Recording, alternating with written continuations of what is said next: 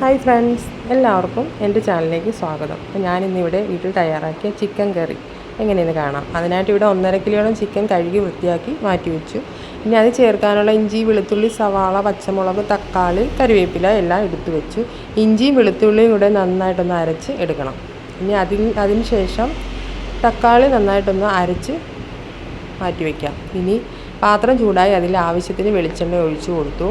ഇനി അതിലേക്ക് അരിഞ്ഞു വെച്ചേക്കുന്ന സവാള അതിലിട്ട് നന്നായിട്ടൊന്ന് വഴറ്റിയെടുക്കണം. പെട്ടെന്ന് വാടി കിട്ടാനും രുചിക്കും വേണ്ടി കുറച്ച് ഉപ്പും കൂടെ ചേർത്ത് വഴറ്റിയാൽ മതി. അതിനുശേഷം ചതച്ച ഇഞ്ചി, വെളുത്തുള്ളിയും കൂടെ ഇട്ട് കൊടുത്തു. കൂടെ ചതച്ച പച്ചമുളകും കറിവേപ്പിലയും കൂടി ഇട്ട് നന്നായിട്ടൊന്ന് വഴറ്റി വാടി വരുമ്പോഴത്തേനും അരച്ച് വെച്ചേക്കുന്ന തക്കാളിയും കൂടി ഇട്ട് നന്നായിട്ടൊന്ന് മിക്സ് ചെയ്യുക.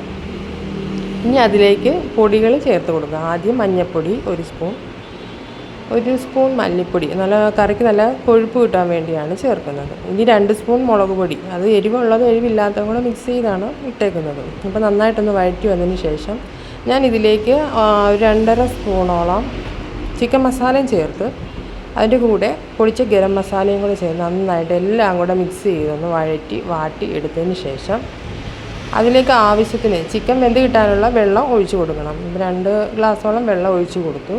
ഇനി അതിലേക്ക് ഉപ്പും ചേർത്ത് ഒന്ന് ചൂടായി വരുമ്പം എടുത്തു വെച്ചേക്കുന്ന ചിക്കൻ അതിലേക്കിട്ട് നന്നായിട്ടെല്ലാം ഒന്ന് മിക്സ് ചെയ്തൊക്കെ ഇനിയിപ്പോൾ നന്നായിട്ടൊന്ന് മൂടിയിട്ട് ഒരു 20 മിനിറ്റോളം അതൊന്ന് വെന്ത് കിട്ടുന്നവരെ അടച്ച് വെച്ച് വേവിക്കുക.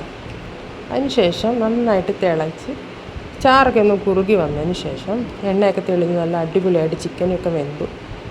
ഇങ്ങനെയാണ് ഞാൻ തയ്യാറാക്കിയത്. എങ്ങനെയുണ്ട് ഗൈസ്? നിങ്ങൾക്ക് എല്ലാവർക്കും ഇഷ്ടപ്പെട്ടെന്ന് വിചാരിക്കുന്നു. Thank you.